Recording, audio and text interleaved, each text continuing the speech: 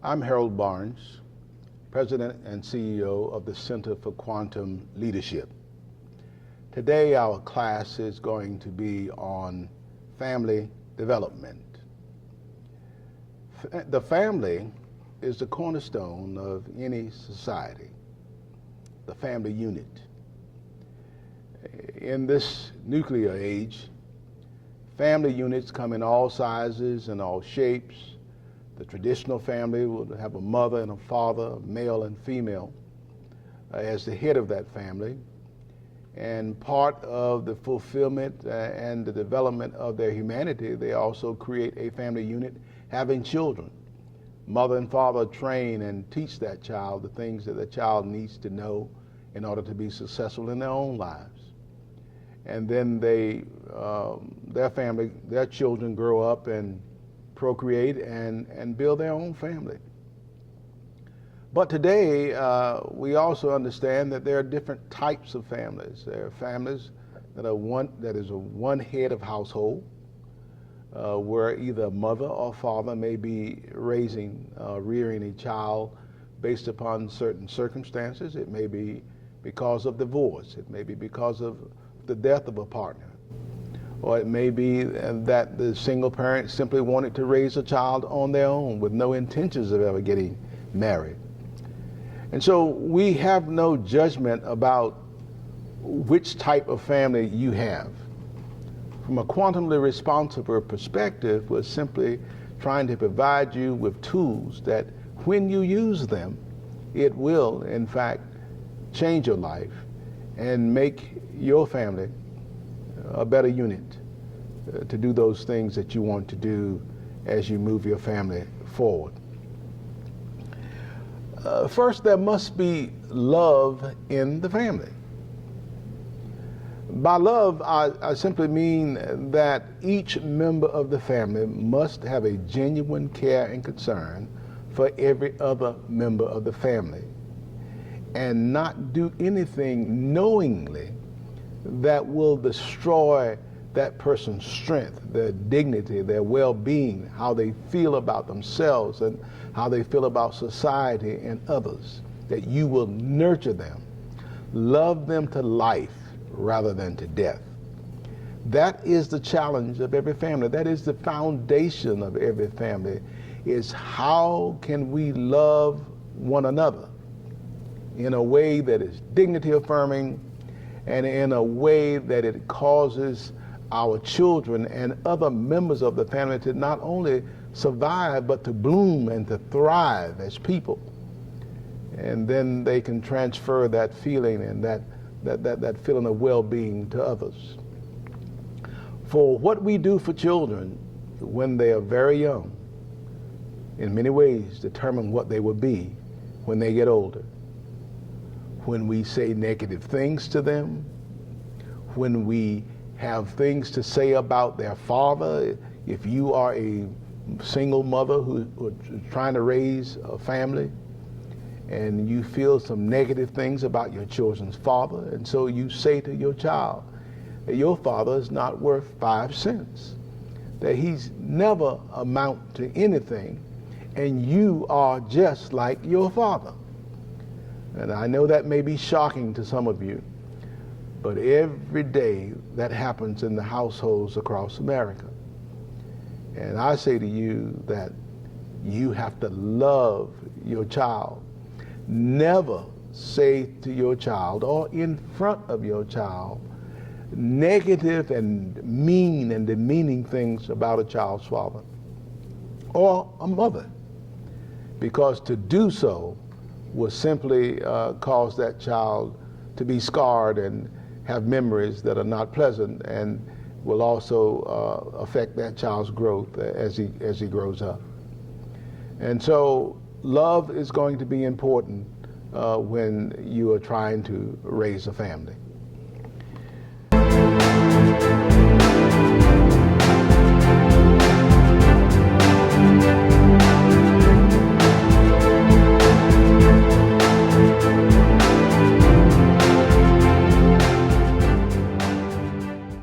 You have to have an educational game plan.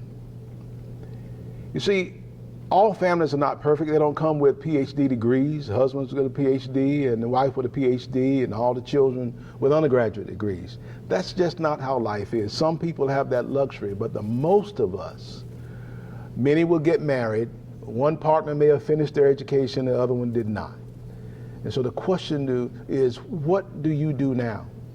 And I say to you, the best thing that you can do is to sit down and create an educational plan for every member of your household.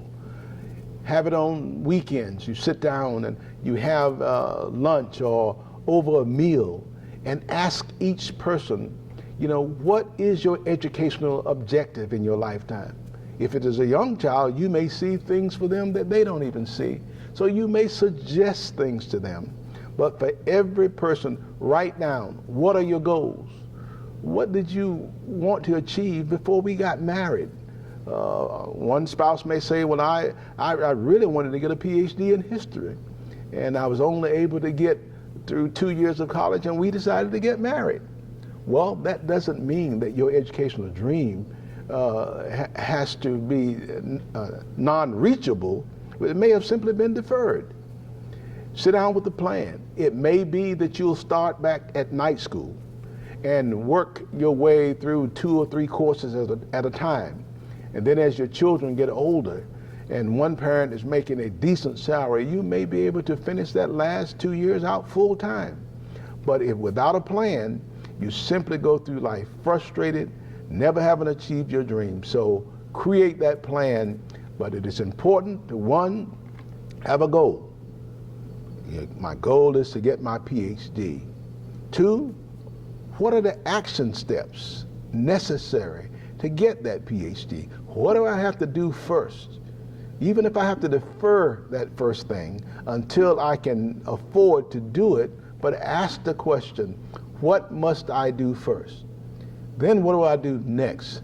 What are those action steps? Because plans without action steps and without timetables, no plan is no plan at all. So you have a plan. Then you add the action steps to the plan. And then timetables. How long will it be before I complete step 1? And what are the integral parts of that step?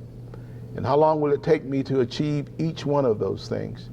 And the reason that that is important is that you want to be able to go back and check off each one as you complete it, because that is what will motivate you, that I started here and now I'm in the middle and now I just have these other steps to complete the process, and so I will list it down. Now there will be times that you will have to, you may go forward 3 steps and it seems like you might go back 1 step. That happens, that's life. You do have setbacks, but don't abandon your goal. Just keep working toward it. And sometimes you have to move the timetables because of something that intervened in your life that caused you to get off mission. But go back to it at your earliest convenience and make sure that you have your plan in place with your goals and your action steps and your timetables listed therein. Do it for your child, do it for your wife, do it for every member of your family. When you finish it, each one of you will sign off on your action plan for your education and then start charting your action steps. Now, the important part about that is, 1, it will change your life. 2, you can do it. 3, you will do it, but you will also, 1, hold yourself accountable for doing it, for the implementation, and 2, allow that spouse or that sibling or that son or daughter to hold you responsible for doing it as well. You have to give each other permission to hold you accountable for what you said that you were going to do in the implementation of your plan. If 2 people got married out of high school, neither one of you have a degree. If you both wanted to have a PhD and wanted each of your children to go on to college, I promise you, when you implement this plan, that each one of you can achieve your goal if you have a systematic plan in place and you're willing to make the necessary sacrifices to make it come true. There's nothing educationally that you cannot achieve if you're working on it together, you have your plan in place, you're holding yourself accountable, and allowing others to hold you accountable for what you said that you were going to do. Then the sky is the limit. Education is important. It doesn't matter where you started out. It's where you want to end up that counts, and how you're going to get there that counts. And that is important. One last comment about that. It would be great if you had a degree from Yale or Brown or some other Ivy League school. But trust me, some of the greatest men and women in the history of this country and in the history of the world came from small, unknown, not highly recognized colleges and universities across the country and across the world.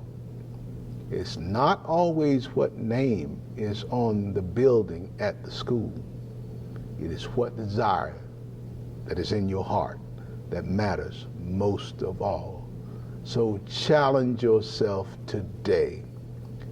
Start out on your dream of ensuring that your whole family becomes educated in a way that you all would like.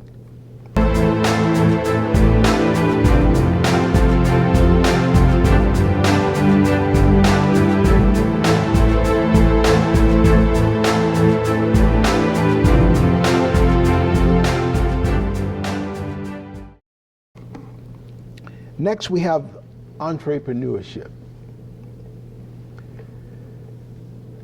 Many of us dream of creating a life for our family that can transfer wealth from one generation to the next. But unfortunately, like many, we leave school, whether it's high school, graduate school, or undergraduate school, and we take the job that is offered to us. And we spend the rest of our gainfully employed life working for someone that we don't like, that doesn't treat us well, that doesn't really care about us as people. Why not take another route and look at entrepreneurship? How can you create a business for you and your family that you can work with and that you can develop? Well, how can I do that? I've got to take care of a wife and I got to take care of children. There are so many ways. First, again, you remember what I said earlier about planning, about coming up with the plan.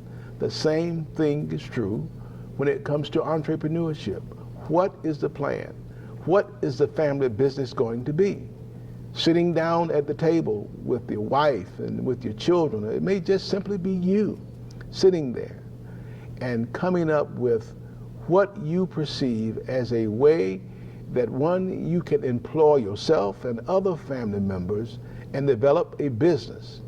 What is it that society needs? What will they buy from you? Can I offer it at a price that people are willing to pay for? Is it an improvement over something that is already in the marketplace? Is this something that people just must have? Is it something that will be marketable not only in your hometown, but in the state, in the country, across the world? I mean, people do research for sometimes 2 and 3 years at a time, looking at every aspect of how do I create a business? How do I finance it? How do I get my product manufactured? How much will it cost? How do I get the money? When you look at the Small Business Administration and other ways, how do I write a good business plan? All of these things are important, and none of them are beyond your reach. Not one of them is beyond your reach if you are willing to do what is necessary to acquire the information to engage in entrepreneurship. It is important, and one of the reasons it's important is because it doesn't matter how long you work for another company. Many times people work for a company for 20, 30, and 40 years, and a son of the owner comes out of college at the age of 21. You've been the second person in charge for 30 years, and the job of executive vice president goes to the son, because it is in the father's best interest to take care of his child. So how much more important is this person's child to him than your children? But be willing to take the calculated risk, because you've researched all of the options and you've determined that it is worth doing, and that it can be financed, that you can produce it, it is needed, you can offer it at a price in the marketplace that people will buy it, and that it is something that society wants and needs. And if you are able to do that, then why not create entrepreneurship for yourself by creating your own business, which will then allow you to transfer wealth from one generation to another. You may know of the Rothschild family in England. They are about third or fourth generation money now. And so when you ask a Rothschild, what is your business? And they answer, our business is making money. That's what they do. See, their children never even think about the fact that, I'm not going to be an entrepreneur. And that is not to say that one child may be interested in art, another one may be interested in sport. But the key here is that they can own a sports team as well as play on one, that they can own an art gallery as well as paint. And so the point is that you can engage in the love of your life. The difference is that you have taken the time to sit down and to systematically work through the development of an entrepreneurship plan for the family that can and will be implemented to change the life of your family, not just your current family, but to generations yet unborn. For you see, life never allows us to do everything that we have on our agenda, but what we can do is to do our entrepreneurship bit now and then pass off the stage and leave to unborn generations tasks yet undone. But you've left the blueprint, you've left the plan and the action steps, and now all they have to do, if you passed away on page 46, the person come after you, they turn to page 47 and keep right on going. That is our challenge. Not only is our challenge, it is our responsibility to hold ourselves accountable for creating an entrepreneurship plan and then allowing others to hold us accountable for what we say we're going to do to implement that plan. And I promise you that when you implement this, you will change your life and the life of generations yet unborn of your family. And then they will say of you in years past, 100 years from now, that Grandpa really did a great job of creating a legacy for his family. There's not much different than you and all of the other great entrepreneurs that did that. They started out at the beginning. Many of them came over as immigrants with no money in their pocket. They came over as immigrants without a place to stay. But over the course of time, they were willing to make the personal sacrifice to develop their plan, to stick with it, and to implement it. And now all over the world, you see their names and their call signs and their logos on things that we buy every day. It can happen to you. Not only can it happen to you, it will happen to you. Not only will it happen to you, it begins with you. And so your job is to go out there and to implement and to create this entrepreneurship plan. In addition, our next step, if we choose in the short term to do it, then while we're developing our entrepreneurship plan, or if you decide that an entrepreneurship plan is just simply not for you.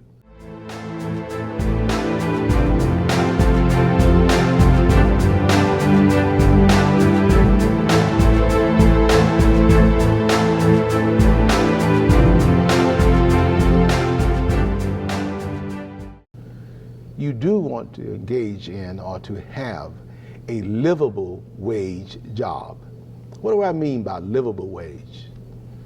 Well, when you first get out of college or high school, sometimes you have to do anything just to get your foot in the door, whether it's working at McDonald's or Wendy's or wherever that might be, to get your foot in the door. But make no mistake about it, you don't want to get married, you don't want to buy a house, you don't want to buy. For you see, a livable wage job, when you engage in whatever you can get at an earlier point in your life, then that's okay. But as I said, you don't want to get married, or you don't want to try to raise a family on a McDonald's salary, or a salary where you can't pay your rent, or you can't even own a car, or you can't do the things, send your child to school, or to pay for his lunch, or those kinds of things. We have the ability to postpone including other people in our lives until we get to the point where we think that we are now ready to do so. If you find yourself already there, then this plan will also help you. But always strive for a livable wage job. And a livable wage job is one that will pay your rent, will pay for your car, will pay for the things that are necessary for your family, including monthly recurring bills, and you can still go to the bank and put away something for your future. If your job does not include that, then the question is, what do I need to do? You may have to drop back to what I have said earlier and actually deal with the whole process of putting together a plan. A plan to have gainful employment on a livable wage job. First of all, you may have to sit down with that plan and decide, what is a livable wage job? How far is it located from where I live? Am I willing to move to a location where I can get a livable wage job? Do I have the education or the skills to acquire that livable wage job? If not, what do I have to do to get it? But come up with that plan. If you're already married, husband and wife, sit down and come up with that plan. If you're not married, then try to postpone it at least until you get to the place where you can get that job that you need, so that you can, in fact, take care of the things that you need to take care of for the family. All too often, we find ourselves in dead-end jobs that we spend the rest of our lives working on. We buy the cheapest food, we live in the cheapest houses, we have the cheapest broken down car, and I'm saying to you, those are choices. I know that may sound harsh to you listening to this, but those are choices that we make. We choose poverty most of the time. The reason I say that we choose poverty is that we can come up with a plan to escape poverty that requires, in many instances, great sacrifices. Sacrifice of time, sacrifice of effort, sacrifice of going to the movies or going to football games or doing everything that someone else may be doing because you don't have the time, because you must now put the time in positioning yourself to get that livable wage job and to do whatever you need to do to ensure that that happens. And you must be aggressive at doing that. Put everything else aside and start focusing on that livable wage job. Let me tell you why. Statistics show that if your child grow up in a household where there is a livable wage job, then you can provide that child with the things that he or she need for their health, for their education, for their psychological well-being, for their emotional well-being, and for where they will find themselves in their later life. When you are in a job that is dead end and it is not a livable wage job, it impacts not only you, but the generations yet to come. Because if they're not properly educated, or if they don't have the skills or the tools, they feel it is all right because Papa didn't have it, Mama didn't have it, and so there's no expectation that I would have it. So your job is to create that plan, come up with that livable wage job, and we will also have plan brochures and proposals that you can order online, and we will send them to you, and you can work on those if you don't have one already. So it is important. It changes your life to have a livable wage job, and it changes the trajectory of your entire family for 1, 2, 3, 4, or 5 generations down the road. Remember, getting that livable wage job, it begins with you.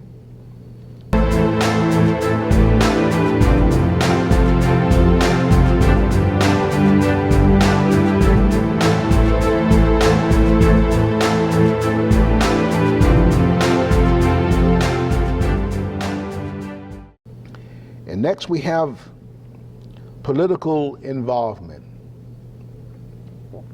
Man is by nature a political animal. I believe Aristotle said that. Let's first describe or define what politics is really all about.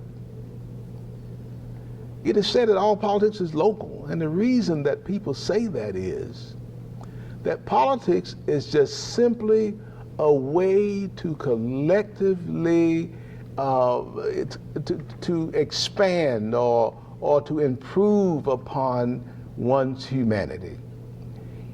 By that I mean that you improve your way of life through politics by being able to create things collectively that you cannot do individually. And what are those things? Well, first of all, roads. I mean, if we need good roads on which to drive our cars, then that's not something that we can go out and create on our own. And so we engage in the political process to say to our state legislators, our county commissioners, or our other politicians that our roads are inadequate. What do we need to do to create better roads? They may tell you that we need to issue bonds in order to do that. And then we can go out on the open market, sell those bonds, raise the millions of dollars necessary to create great roads in our town.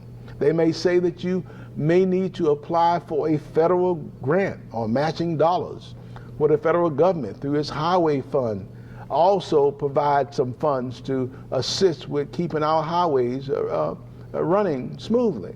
Now, if you are not engaged in politics, then if politics are dirty, then you're going to say, well, that's not for me. But politics only helps you perfect your humanity. In other ways, many towns need parks, and they need museums, and they need stoplights, and they need other public facilities. What about safe water, clean water, and sanitary sewer? When we had outhouses across America and in many other foreign countries, the reason that we had those things is because we were not politically strong enough to come together and figure out ways in which we could create a better environment for our families. But now, through the political process, we're able to raise the money necessary to create the parks and to create public basketball facilities and to create football stadiums and to create all kinds of artistic opportunities in our country. And so therefore, all politics are local. And number one, it is important that every member of your family realize that they must be totally engaged in the political process and not allow political pundits or talking heads or whomever it may be, to explain for you what all the issues are. You must research them for yourself. We have very few news organizations. We have more of political magazines. That political magazine is simply a show that tells you what they want you to know, and they cast it in a light that is more favorable to their constituents and not to you. So therefore, you cannot rely upon these people to tell you what the truth is about any particular issue. You can learn certain things about issues from those shows, but in terms of learning the facts, then you have to do the research, find out what the facts are, discuss them with people in your community, and then understand that it is those people in the community that determine how you're going to approach this from a political perspective. Remember, our Constitution guarantees us what is called a Republican form of government. Many people think that believes that you have to believe in the Republican Party, but that's not what that means. By a Republican form of government, what they mean is simply that every small community is a republic in and of itself. And that because neighbors know each other, then they are in a far better position to make decisions about what should happen in their community than are people who live in Washington, D.C. So therefore, that's the Republican form of government that our Constitution guarantees us. That's why it is important that all of us be engaged in the political process.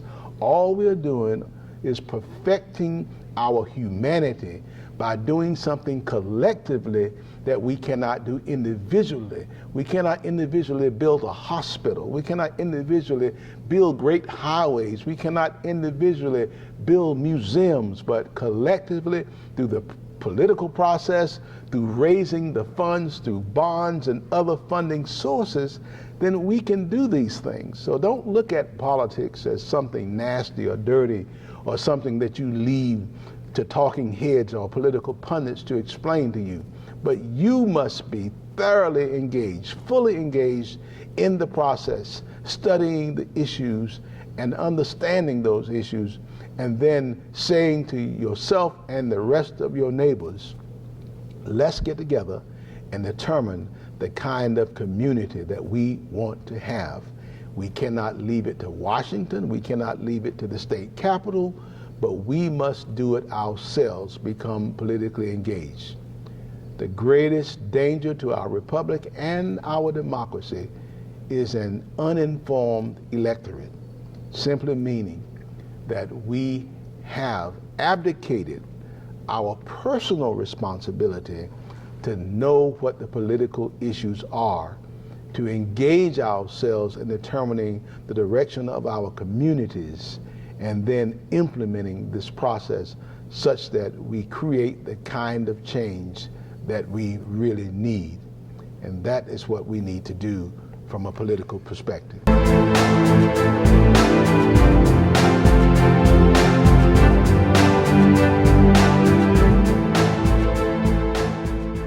The next subset is safe communities. Under family development, it is difficult to develop a family if your community is not safe. And many times we try to raise a family thinking that if we just keep them away from danger and keep them in the house, then they're going to be just fine. But the reality is that in order to develop a well-rounded family, then the exterior of the home is just as important as the interior. And if you have proper parks and other things in your community, libraries, then you want your child and people in your household to be involved in those local processes or the places where you need to go to be a well-rounded person. So it is the family's job to create safe communities. In order to have a safe community, then you have to have a community that is free or significantly free from crime. Understanding that crime cannot exist in your community without at least your acquiescence. And if the people who live in your community understand that they can control what happens in their community, then collectively they can come together to create what is safe. Now let me tell you how that is done. Especially in inner cities around America, there are people who are afraid to come out of their household because illicit drugs or some other illegal activities may be going on. Maybe random shootings, drive-by shootings. It may be that every other person in the household may have a gun. And so the community at large wind up being held hostage by a group of people who are lawless. And then they say to the local police department or the national government, you know, where are the police when you need them? Where is the president when you need him? When in reality, it is the family's responsibility to rid this community of crime. Well, how do I do that? I'm not a police officer. We know the people who live in our community. And every time a police officer comes to our community and asks the question, did you see what happened? It has become too fashionable, I should say, for us to address that concern by saying, I did not see anything. And the worst thing in the world that you want to become is a snitch. But yet you wonder why crime still exists in your communities. Nothing can happen in your life nor in your community unless you're willing to risk something. You have to risk people knowing that you are the one who turned Bobby in for selling drugs on your street corner. You have to risk being known as the person who don't allow anyone to engage in illegal activity on your block without you calling to the authorities and fully cooperating with them in order to rid your community. I mean, these are the block by block things. It's not rocket science. The block by block things that families need to do is simply band together and say to the criminals who are relatives of people, some of them are even your relatives, and say to them that we will no longer suffer through the indignity of you preying upon people in your own community and making us so fearful that we are unwilling to come out of our own doors. We will not be in concentration camps in our own community. For you see, it was a war crime 50 years ago for someone to imprison you in much the same way as your own relatives and your friends and your community members have imprisoned you in your community, such that you are afraid to sit on your own front porch. You are the person who can change this, your family, by coalescing together with other families in your community and saying to them that we are going to have a safe community and we'll risk whatever it takes to ensure that all of our children have a safe place to walk, safe getting off of a school bus and coming home, and that we're willing to risk whatever is necessary to make that happen. How can you go about this? First, sit down with the members of your community and come together as a group. It may be a community group. You may want to start a nonprofit, and then sit down with the local authorities as well as the police officers, the mayor, the fire department, and different people in your community. Then you also want to sit down with the troublemakers in your community and say to them that we can no longer allow this to happen. You have to take your crime elsewhere. It cannot be in our community. And as of this date, the date that we draw a line in the sand, that we are going to report everything we see, including people who are engaged in illicit activities that are members of our own families, because that is the only way that we can clean up our communities. Until we're willing to make that kind of commitment, then we need to stop saying to police officers and to the president and to other people that they should be responsible for cleaning up your community. A safe community cannot be more important to the president and to the police department than that community is to you as the people who live in your community. So create a safe community. It's your job. It's your responsibility. It begins with you, and it should end with you cooperating with all of the authority figures outside of the community. Now, that is not a substitute for following up, making sure that people are handled by the police as well as by the judicial system in a fair manner. And so that is a part of the process as well. But your first step is to create an action plan to clean up your community with goals, timetables, and action steps needed to ensure that the process works. So make your community safe by being willing to make the sacrifices necessary to stand up for yourself in your own community, and not to allow others to take over your community and hold you hostage in your home. They are not doing it to you. You are doing it to yourself. So clean up your community by making it safe.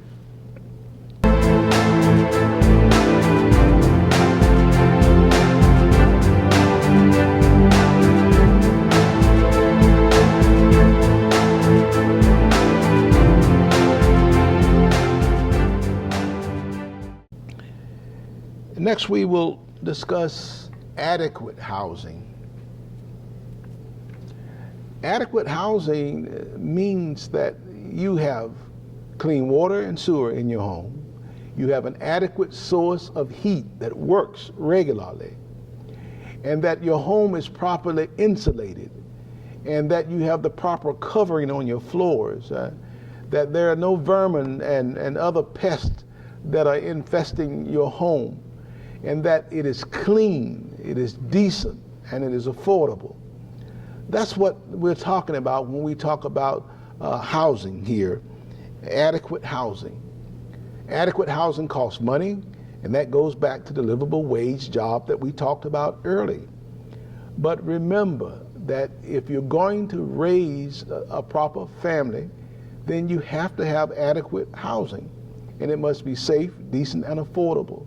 And in order to do that, then you have to demand from landlords who are responsible for keeping your home safe if you are a renter.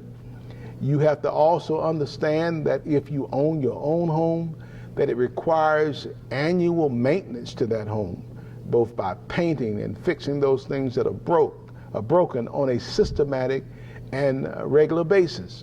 Every family should have a replacement reserve account, that you at least put something aside, that so when things break down, at least you can get them fixed in a timely manner as you move forward. So again, that when you have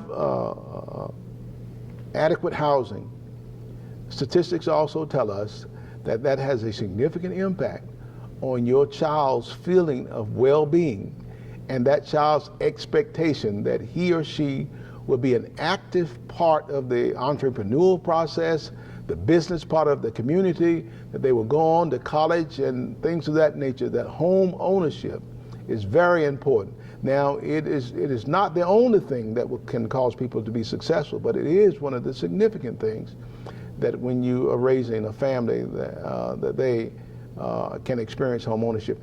And when they experience home ownership, then they expect of themselves that when they grow and they get jobs, they expect to own their own home. And lastly, home ownership is also another way of passing wealth from one generation to the next. When you own your own home, you have created significant value in that home by way of equity. And when you pass away, that is another way that you can transfer that wealth from one generation to another. So it is important for every family who wishes to do so is to have adequate housing, whether it is home ownership or rentals, that it is adequate, it is safe, it is decent, and affordable.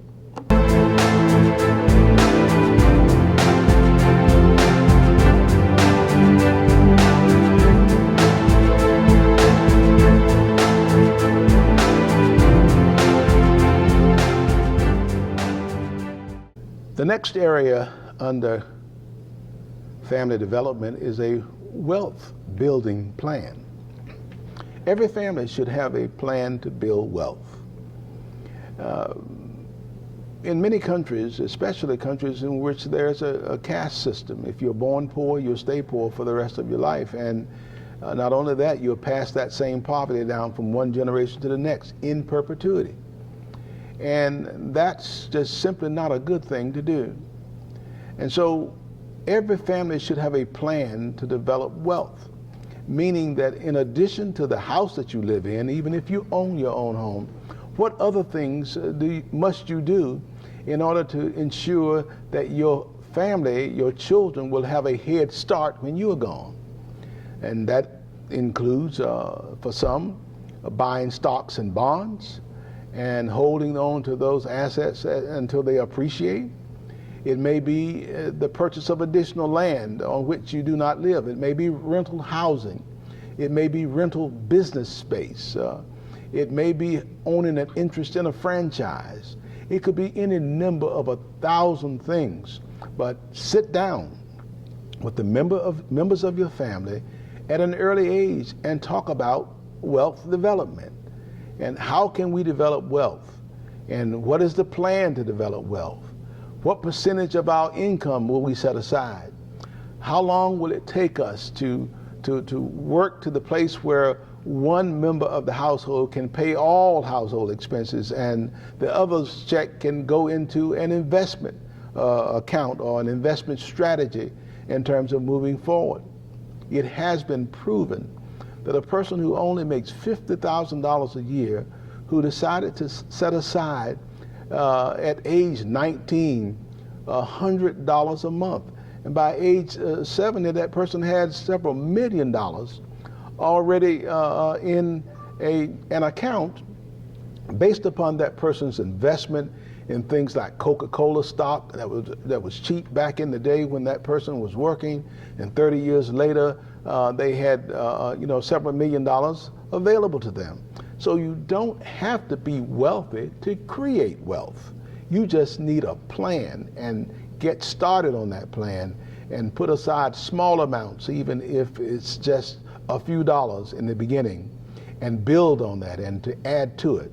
But the key here is, folks, is to have that plan. Sit down, put it together, and there are always people who can help you.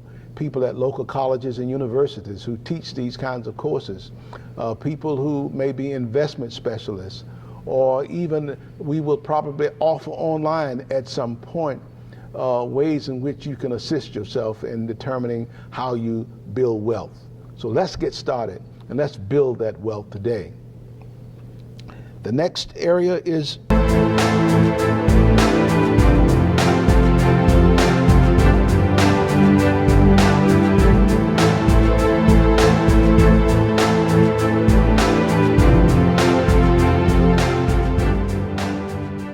plan for aging.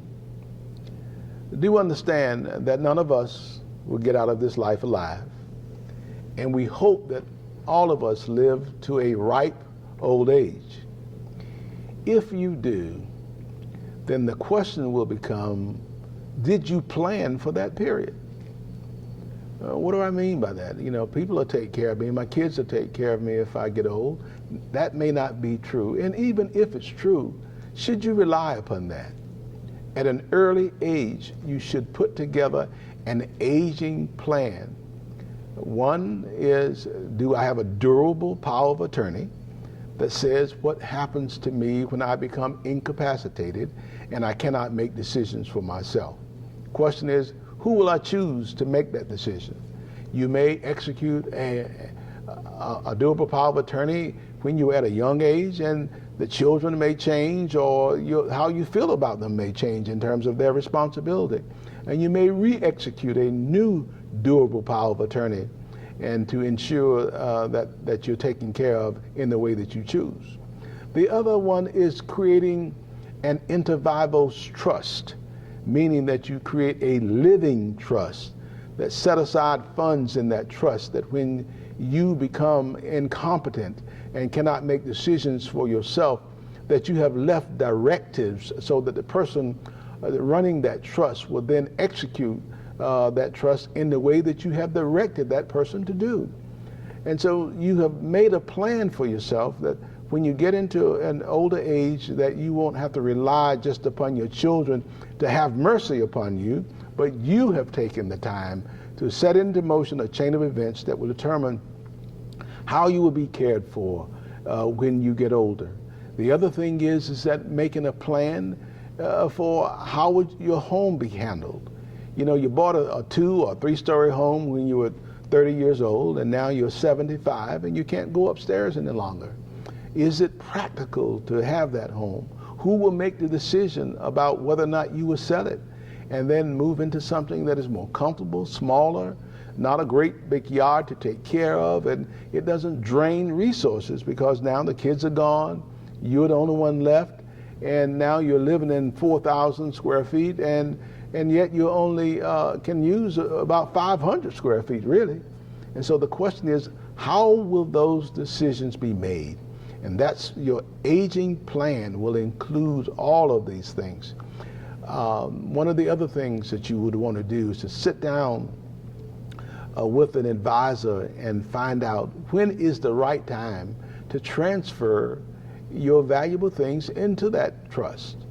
And if you transfer it into a trust, and if it is an irrevocable trust, meaning that you cannot revoke it, then it cannot count against you as it relates to the spend down process that the government requires that you have before you can use government funds to take care of your medical needs. What do I mean by that? If you own a house worth $1 million and you now only owe $100,000 on it in your 70s, and you have cancer, and you have over the course of 2 or 3 years $1 million in treatment, the government says that you must spend down the equity in that home, either sell it or otherwise, before they would give you a dime. Put beside that a person who had no resources at all, and he too had cancer. He would receive the same treatment, but it would not cost him a dime because he doesn't own anything. And so the question becomes is, when is it in your life should you transfer your property to a trust or to a child or someone else such that you no longer own it, so that if you have a catastrophic illness, then the government will step in and provide you those same services they will provide other people without your resources, and therefore allow you to transfer wealth to that next generation. Not that you're getting over on the government, but it's just simply putting you on an equal plane, that you don't have to spend down everything that you work for before the government will do for you what they would do for a person with no resources at all. So these are decisions that must be made, and they must be made with the experts who know these things and know how they work and give you good advice about how it is actually done. Now let me tell you one of the traps that happen to many people. People who are insecure and very possessive, they say to themselves, well, I work hard for all these things and I'm not giving them to anybody. I'm not going to let you transfer them into a trust. I'm not going to do anything, and I'm not going to get so sick that I can't take care of myself. Well, that's a fool's answer. An intelligent and an aware person will understand that if you live long enough, there will become a time that you will not be able to make decisions for yourself. And do you really want everything that you have worked for to be spent down before you can get any assistance from anywhere? Be wise. Talk to the experts in this area and let them advise you, and take good advice and take those steps to preserve your wealth that you can transfer to the next generation by doing those things necessary to protect your investment.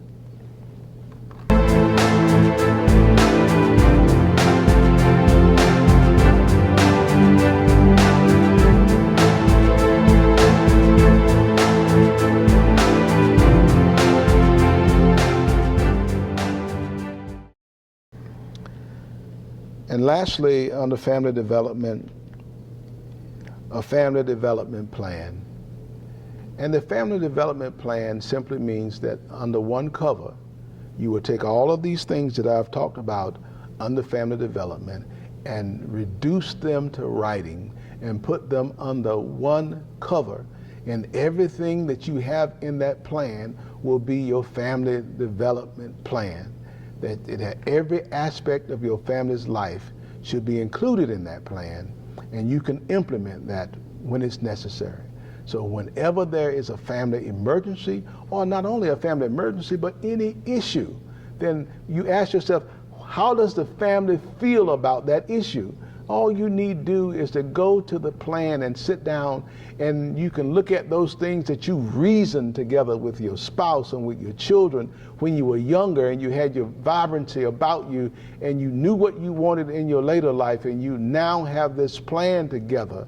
And not only that, it also says to your siblings that when they get their families, that they can do the same thing for their family. It is a way of modeling behavior that they can now model for their children in generations to come. So this is important.